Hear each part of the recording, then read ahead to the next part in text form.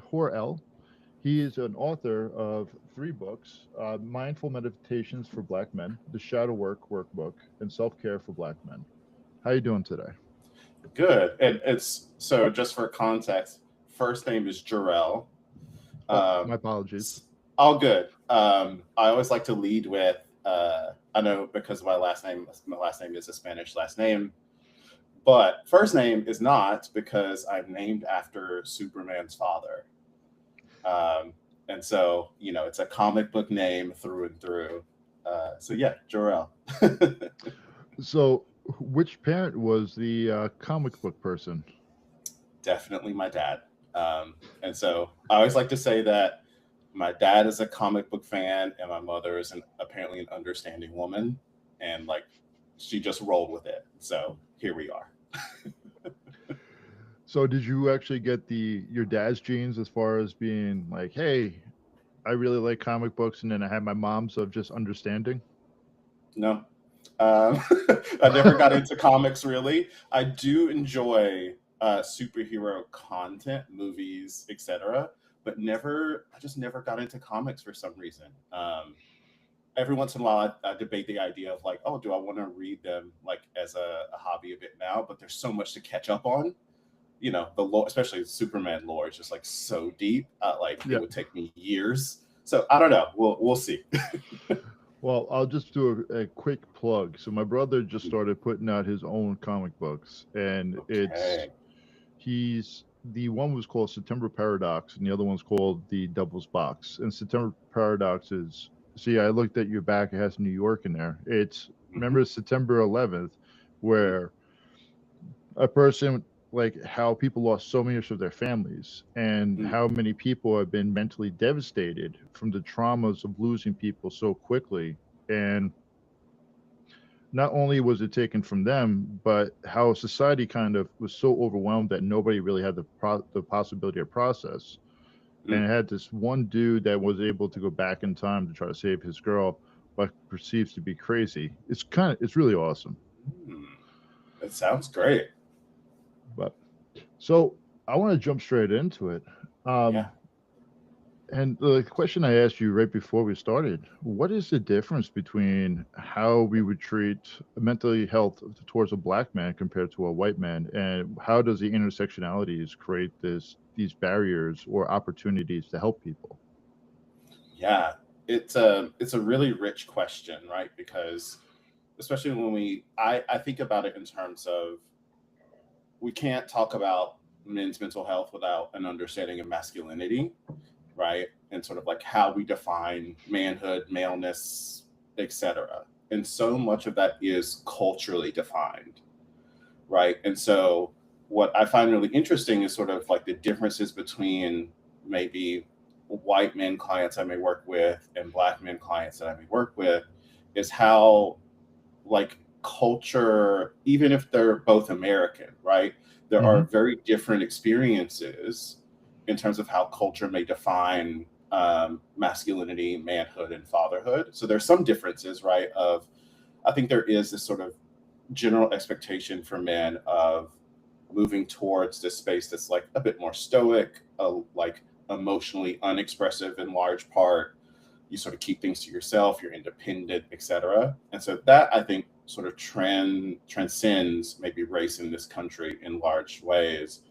But then you also have to think about like the construction of black masculinity, especially in like post Civil War era, and how we've come to understand blackness, right? And so we think about what the legacy of, you know, um, literally ripping families apart Hmm. does for the construction of a family, right? And so you have this like black people in America, especially, and in other areas, have this historical legacy of like really actually placing black folks and black families in these in unimaginable circumstances in Hmm. where you know black women are separated in this particular way from black men, and what that sort of teaches people and has taught people, black men especially, about how they're supposed to contribute to a family and what their value is. And so one of the things I talk to some black men about often is this idea of an over identification with our bodies, right? And so, because it's part of this sort of intergenerational legacy, which is your value is your body.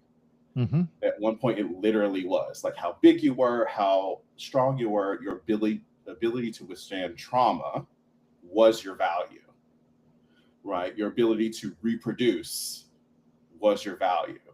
And so I think that impacts how Black men see masculinity in ways that it doesn't necessarily affect white men, Mm-hmm. right? And so part of it is sort of understanding the impact of those things and how that informs how we see ourselves. Of like, okay, yes, every man, especially in the West, sort of thinks about wanting to provide for the people he loves and cares about. But how does that pressure manifest for a Black man versus a white man in terms of how you see yourself, how you see your ability to withstand maybe discrimination in the workplace and pretend that it doesn't impact you as much? It has to roll off your back, right? And whereas, like, maybe some white men in the same position may have a little bit more resource, if not themselves, maybe within their family or culturally, social capital to move differently in Mm-hmm. those spaces. And so, yeah, thinking about all those intersections, and even for within Black men as a population, how that differs from person to person based on your age, your region, and certain like those other cultural factors that come into play. Yeah. You bring up such a good point about the separation between Black men and Black women and the war on crime of, and this is why I get stressed so much in my macro class, of creating the drug or the prison sentence for crack cocaine compared to Mhm. cocaine, and how they actually distorted it. But then we have actually created the separation of how little boys and little girls are raised a lot by single mothers.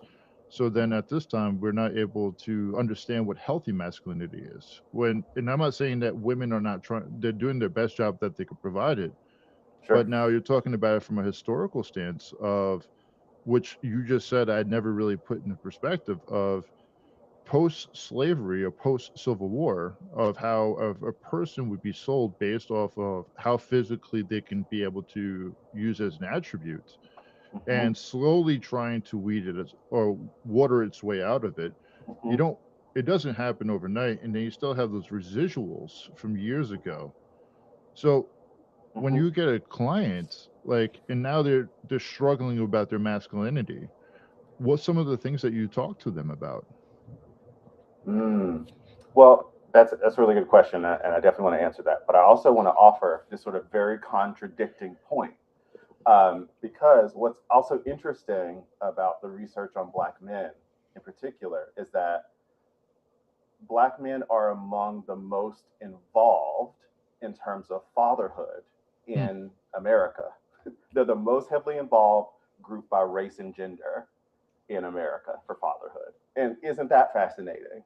Right? We have this stereotype of Black men are not around, and that's something that some far right people will sort of share and tout as a sort of political point. We talk about the stereotype of Black women as welfare queens and all this sort of stuff that we put out there. Not we, people put out there, right? And it's like all the while the research is telling us, oh, Black men are the most involved fathers in America. So what's up, right? And it's just really interesting to think about, even with all those challenges, enslavement, Civil War, Reconstruction, Jim Crow, crack epidemic, and how all those things influence Black families. That Black men and Black families are still finding ways to be resilient in the face of those things, and in some cases doing better on certain measures than other groups in the country. Fascinating stuff. Um, but yeah, I think when I am meeting with a Black male client, I think a lot of it is starting with this foundation of giving them language and the connection to their bodies to understand their feelings, Hmm. which I think that maybe other groups of people have a little bit more access to resource wise, because they're still many more white people maybe read leisurely about psychology, go to therapy more often, as a general kind of rule. This is getting much better, especially in the past 10 years, I would say. Hmm. But yeah, I think a lot of Black men, and this is myself included, right? Like, I didn't grow up in a household where we were talking about the difference between like um, being angry and irritable, and what that feels like in the body, right? Or being like sad and how that's different than depressed, or and like mapping on my behavior to maybe some emotional experience, right? We weren't making those connections in my house, and that's, I think, certainly true, has been true for a lot of Black men, in previous decades. And so a lot of it starts with this foundation of saying, okay, let's just understand and have language to talk about your experience in Hmm. a way that maybe you've never been taught before. And that in and of itself is an incredible intervention to be like, oh, now I understand for the future. This is what I'm feeling. This is what it feels like in my body. This is how I can communicate about it. And just think about all the wonderful ways in which that could trickle into someone's life in terms of getting support and accessing other resources. And yeah, so usually starting somewhere there for sure. It's I find it so interesting the way that you were just talking about it, because there's the family I grew up in. My father was a Vietnam vet. My grandfather's a World War II vet. My great grandfather's a World War One vet. So when you pass it all down, that information, you want to go to the quickest obedience to compliance. Hmm. And when you're going back to being able to identify the fractures of the emotions, instead of just going to angry, I'm frustrated, or I'm upset, or I'm annoyed, and going back to an emotion that is basically our control points, it actually really stifles us from being able to experience the present or being able to experience even the past. And what I've and this was something that was really interesting to me, because I decided to go for my bachelor's degree. After I finished my bachelor's, I decided to take a trip to go skiing out in France. And this woman, she told me, she's like, we haven't been at war since World War II, really. America has been at war pretty much except for 14 years, or is it 16 years of its whole life. Mm. And we never actually really took the time out to say, I feel. And as much jokes as that some people have said towards Gen Z has been this spearhead of show your fucking emotions, heal. Hmm. It's okay. Hmm. Yeah, and And I'll add. go ahead. Sorry to interrupt, but like, I'm a millennial, right? And so every so often you'll see these posts of millennials being like, "Bro, we've done this. This happened 2008. We had 9/11. We had Columbine. We had all." And I think just now people are like, "I'm maybe not okay with all of these things that have happened," and are starting to understand how it's all shaped our Hmm. like collective mental health, right? And then obviously now, like, we've had COVID, a 100-year incident, Hmm. right? That's a mass disabling event, and we still haven't even really begun to unpack how that influenced us individually and collectively. We've all just sort of moved on. So I think you make a really great point about like how we need space to be able to reflect and say, "Oh, what has happened, and what is that like for me?" Absolutely. And then there was something that you were saying, and I really believe this is why I started up this podcast. It's very similar but different verbiage of we didn't grow up in a house where we were talking about psychology or the differences of emotion. Like I did 2 tours over in Iraq with the Marine Corps, and you don't have time for the emotion, nor do you Hmm. really actually have the ability to always even have the emotional and mental capacity to be able to understand what happened or Sure. even be able to break it down in verbiage. Hmm. But if people have the courage to be able to use and this is why I interview people of all spectrums, is if we actually have the courage to be able to role model what it is okay to be able to go to therapy. Well, there's a crazy stat out there. 57% of men go to therapy one time and then they say they're done. Hmm. And It's like, I don't know how to sit here. This isn't a mechanic. They're telling me that they can't fix me. What are you telling me? Mhm. I'm supposed to be the one doing this shit? Hold on a Right. What am I second. here for? I'm paying you money. I'm traveling here for you to tell me I need to fix my shit. So this is like, but we also don't talk about the return on investment of what healing looks like and how it changes your relationships, how it changes your relationship with self, or even changing your relationship with your surroundings. Mhm. Absolutely. Yeah, I think that's beautifully put. So when they reached out, and I was like, oh yeah, I definitely would love to hear about a black man's perspective. And I just had the privilege of talking to a man that did doctorate of nursing, and he does actually a lot of ministry work, and he focuses on black men's mental health. And I'm like, we don't talk about the challenges as much. We'll just say, hey, men's mental health. My thing is normalizing men's mental health. If you want to tell me about Asian mental health, fucking let's do it. Let's have this conversation because we need to start talking and so we can start processing. Mhm. Yeah, and I'd also offer, I think, one of the things that comes up a lot in my work. Um, this is with all men, but I think I've specifically sort of noticed in black men this this level of pressure. Hmm. Um, I think with masculinity there is that pressure to be a certain way, right? Of like all these messages that we've been told, this is how you're supposed to be, etc. But I think also with black men, I think there is also this collective pressure based on the sort of history and the stereotype to say, okay, you have all these pressures as a man, but also you are a black man and you will be seen as a black man. Therefore, you have to represent in a particular way to Hmm. advance the status of black men, right, publicly. And so, like, how will people see you? How will people um, see your behavior in the workplace, see your role as a father? And so some of that pressure maybe is even good, right? It motivates.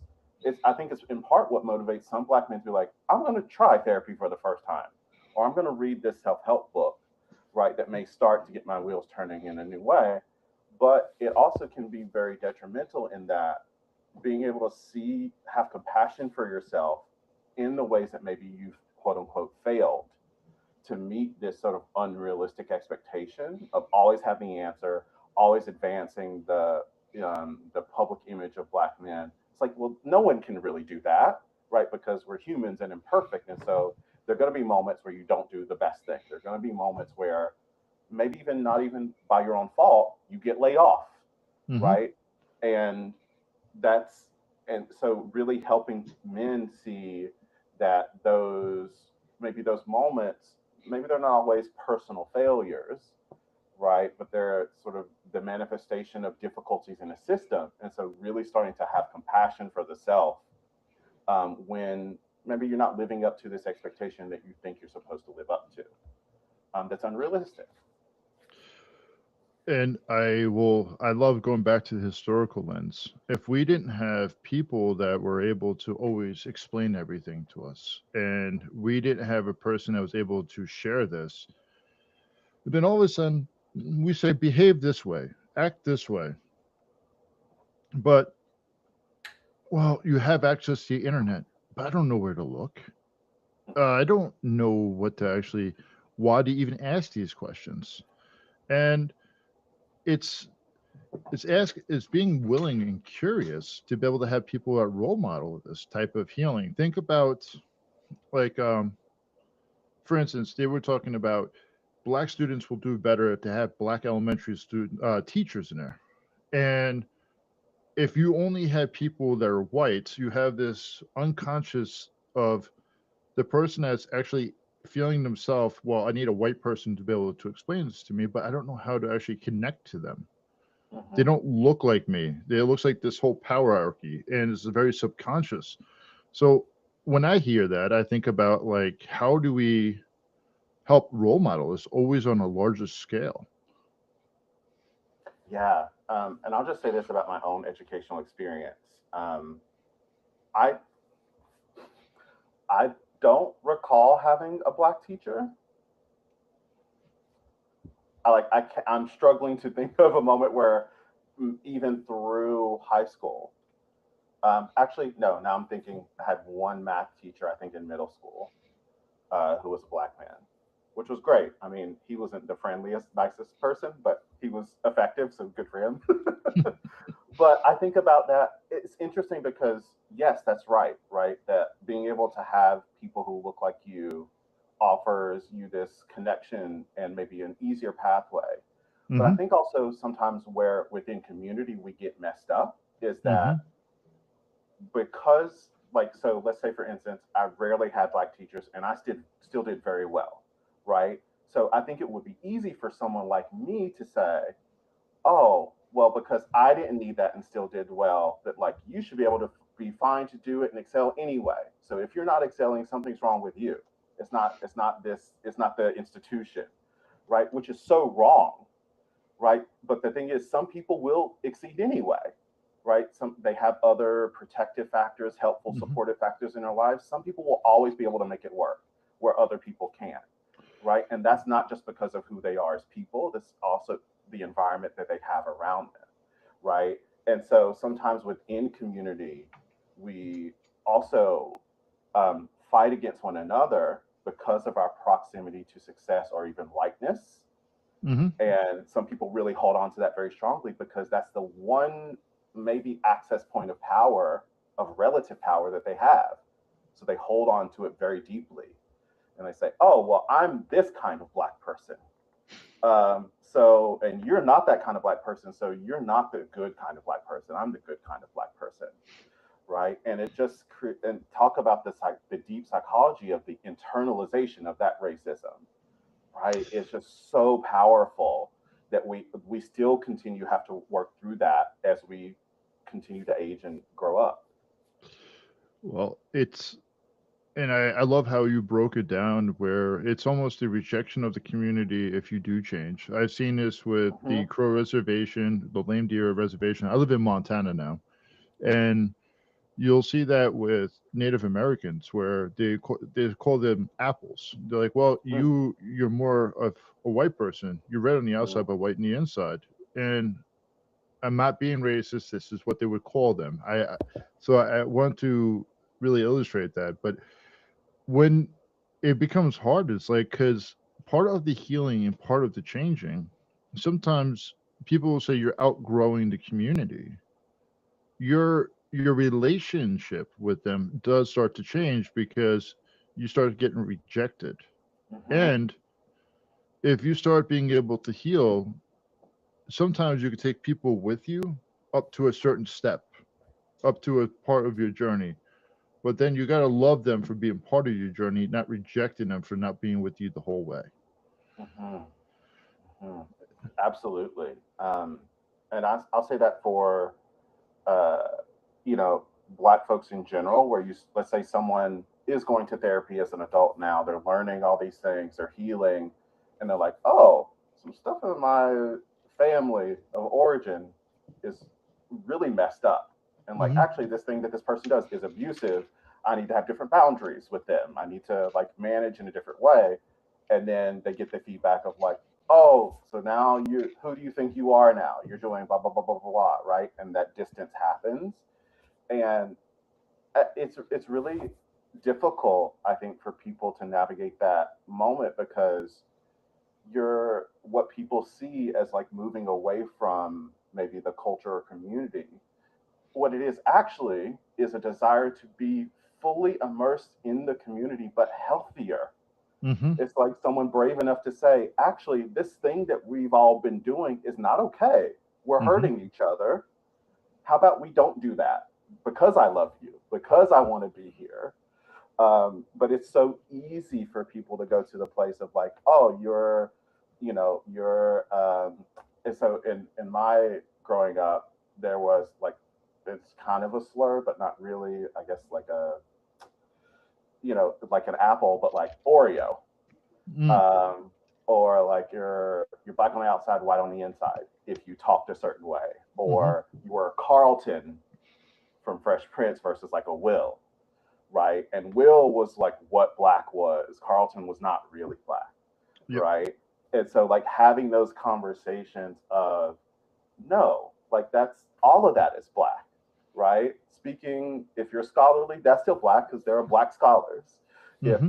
If you're a softer guy who likes to talk about emotions, you're still a black man. You're just not this other kind of black man.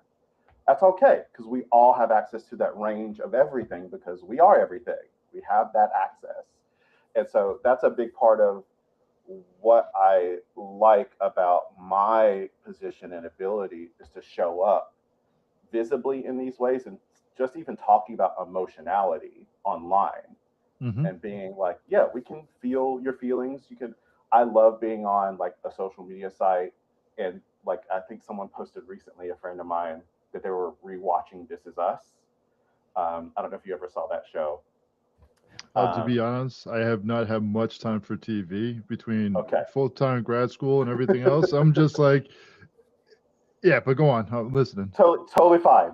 It actually you might want to watch it from like a psychology perspective and like social perspective. So good, but it's a family drama, and from NBC a few years ago. And I had a friend who was talking about rewatching it, and I responded to their message publicly online, be like, yes, and it's a great show, and I literally cried at every episode, literally every episode and just that like I do think about how much that is like a really small moment, Hmm. but then I think of like, oh, who gets to see that, who gets to see my face, my hair, my skin saying that publicly and just being like, this Hmm. is it and it's okay, right? That makes a big difference in allowing us the ability to hold all the things that we are at the same time.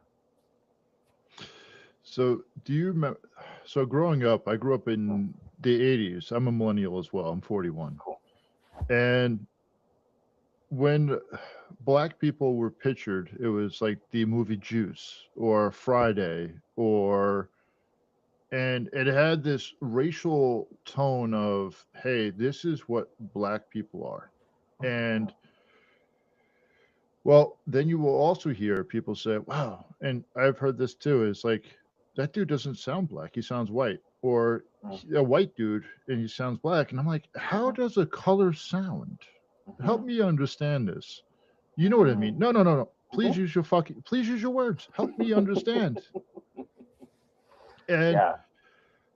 I will tell you, I pissed off a lot of people along the way because it's you don't always understand like how much of the racist shit that you're putting out into the world, and then you're asking for confirmation to be able to Mhm, confirm your own biases, to be able to not look at a person, you look at the sections, the layers of the person to not be able to connect with them.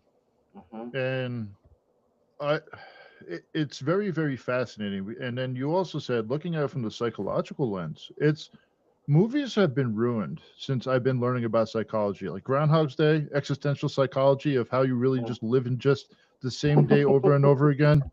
It's Mhm. like, oh Jesus, they've been telling you these messages for years. Like click, how many people want to just move through the life real fast and not even exist? And it's just like, huh, help me Mhm. understand. Yeah. Now imagine.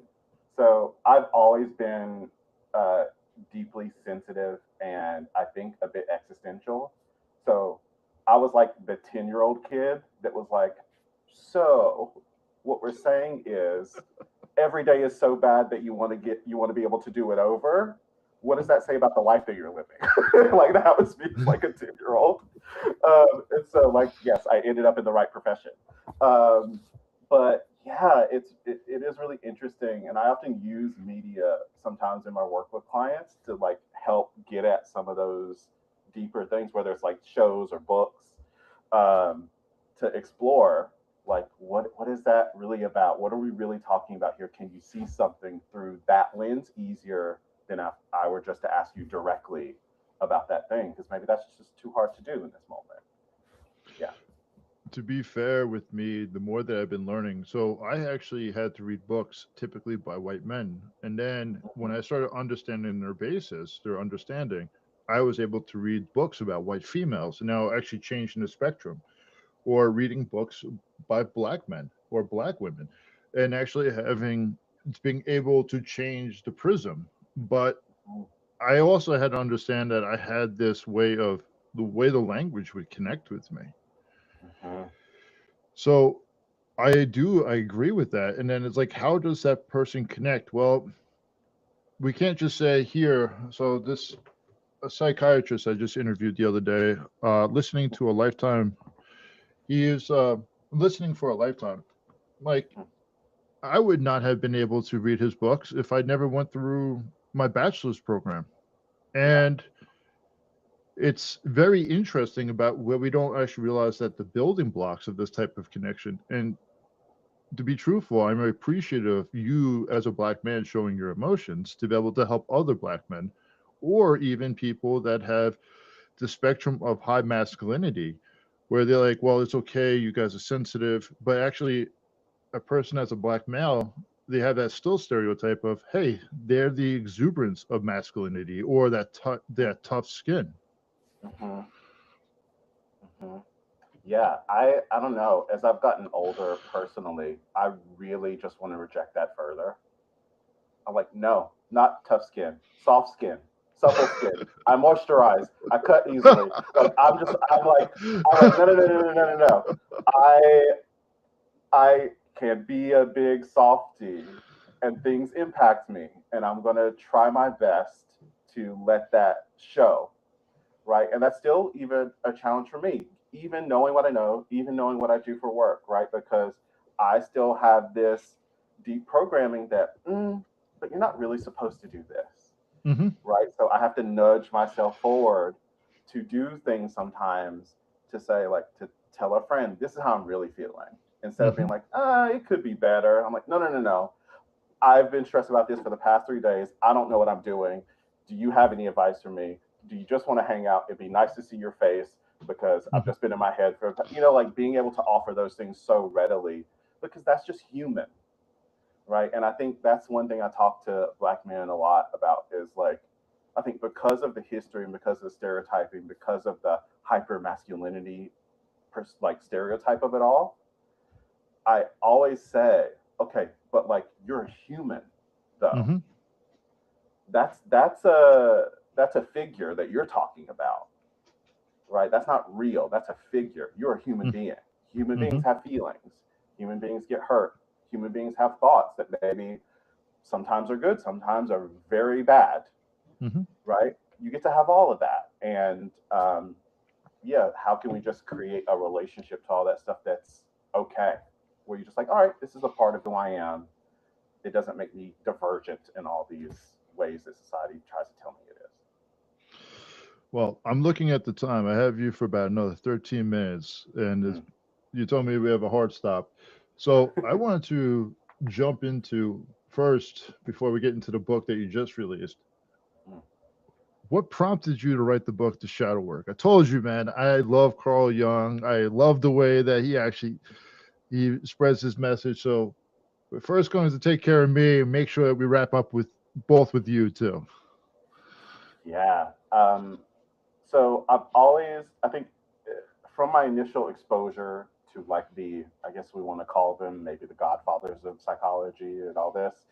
Um, for Wade's cool. I mean, for also problematic. I mean, but everyone was problematic in a lot of ways before. I mean, maybe even still, but certainly before like the middle of the century, last century.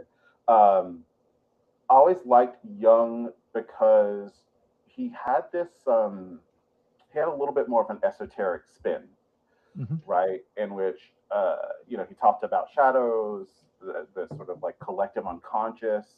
And as someone who, like, I have a spiritual life and have always that, like, I connected to that idea of like, oh, these are things that also maybe are harder to describe and put a pulse on, but they are getting at something that I think we all might experience.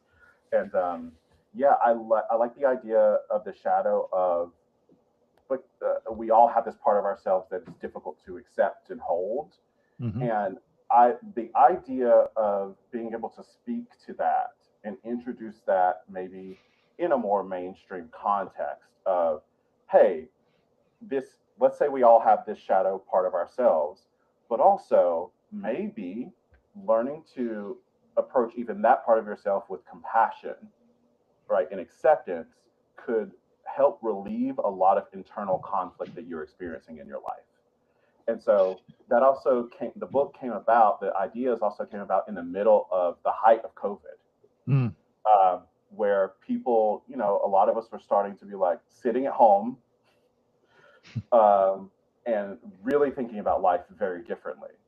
And all of a sudden, you started to hear a lot of stories, or I started to hear a lot of stories of people saying, I don't think I like what I'm doing. Why am I doing this? I don't know if I like my partner, actually. Why am I here?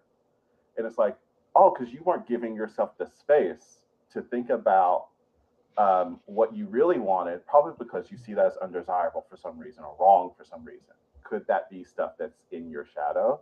Hmm. And so, yeah, I really wanted to give people like a practical way to start working through that that was less academic, um, but authoritative and hopefully warm enough to say, like, it's all good here. You're good here. Um, and we can just work through it in this little space. Yeah. Well, it's so I worked as a peer specialist for 3 years before this for the VA, and quite a bit of conversation would come up about, hey, how like this monster. I have this monster in me, and it took me a while when of my healing. I said, what did your monster do for you? Why did you Mhm. need to create that monster? And why are you scared to be friends with that monster?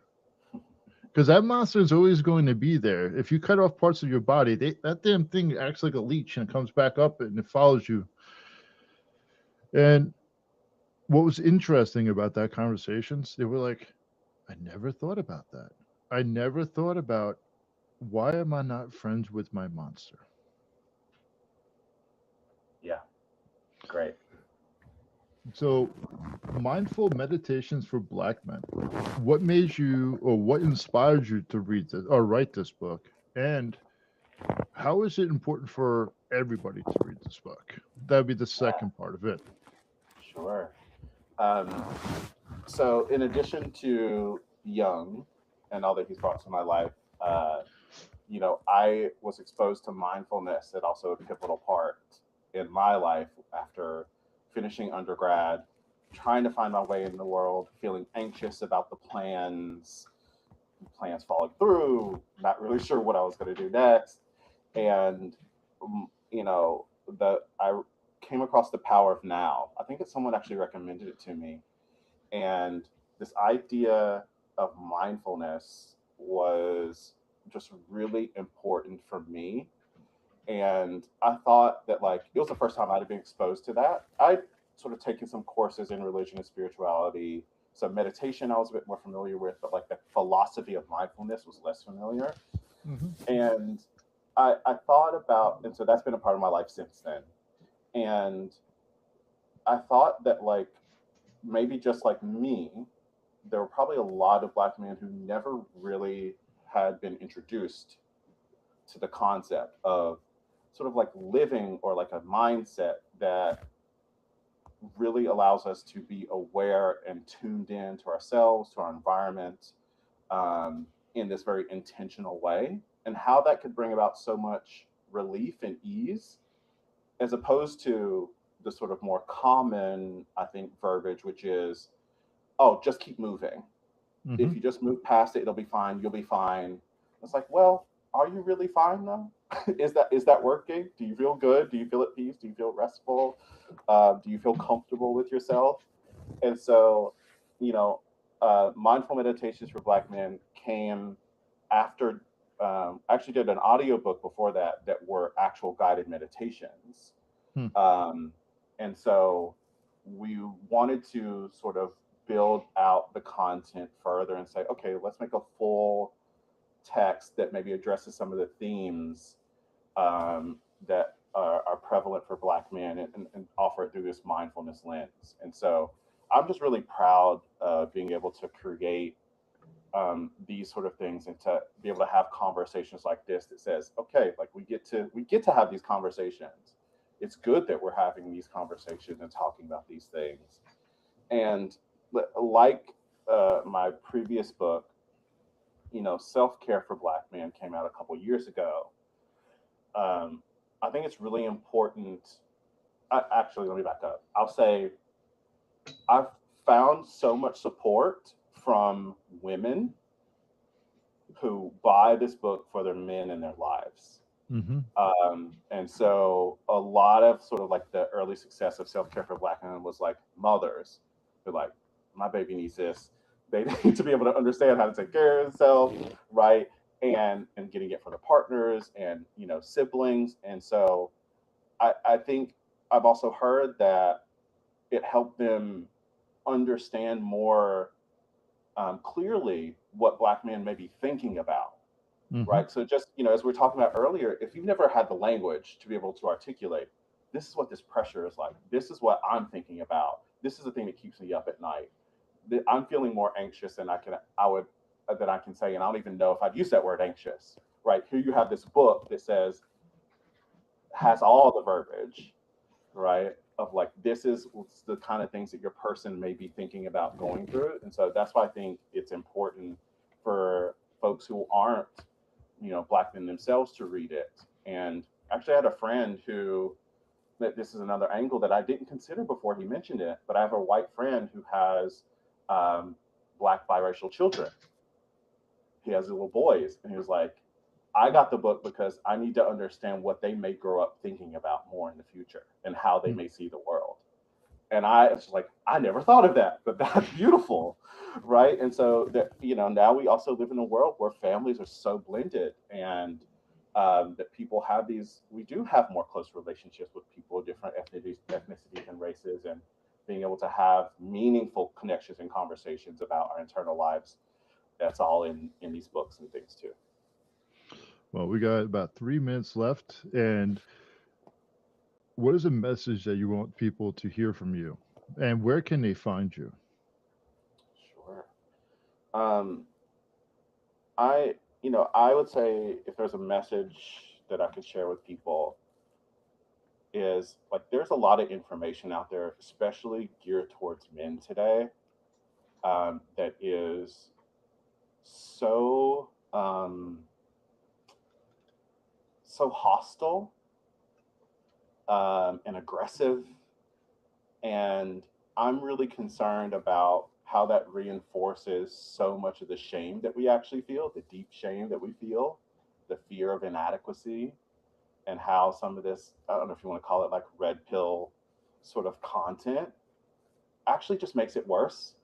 You don't see it because it's giving you this illusion of power, and you think it gives you agency over people and helps you feel for a brief moment like you are big, that you are strong, and it's just not the way. Because it also means that it you must give up parts of your humanity in order to be those things, and that will not take you very far. It certainly won't be a healthy path. And so I hope that anyone who comes across my work, your work, will, the sort of things that we're trying to do, understand that there's so much more to life than those like quick messages about who men are, what we're supposed to look like, what we're supposed to do, who we're supposed to date, how that's supposed to happen. There's so much more to us than that, and we can create space and honor all of that by having more conversations like this. Um, but yeah, and if people want to keep up with me, I'm on most socials. Not very active because I frankly can't be bothered. It's just like a lot to keep up with. I do my best, but certainly on Instagram at Jarrell Caraballo. So it's just my name, and most platforms I'm listed on that way. And I write a newsletter a couple times a month called Coffee and Contemplation, which is also linked on my Instagram, which is it's on Substack. And so be glad to have anyone a part of the conversation there too. Well, I have to say, it's been a pleasure to talk with you. I really enjoyed it. I got a lot of smiles out of this conversation, got some food for thought. And Yeah, you're just a very bright dude, and I apologize about being distracted. My puppy keeps messing with my other puppy, and I'm just like, stop it. I thought But I saw a little fluff a little while ago, and I was like, wait, who is that? oh, so his I name love is it. actually the white dog. His name is Zeno. He's pre-Socratic philosopher, and then the other one is Copper from the Fox and the Hound. Nice.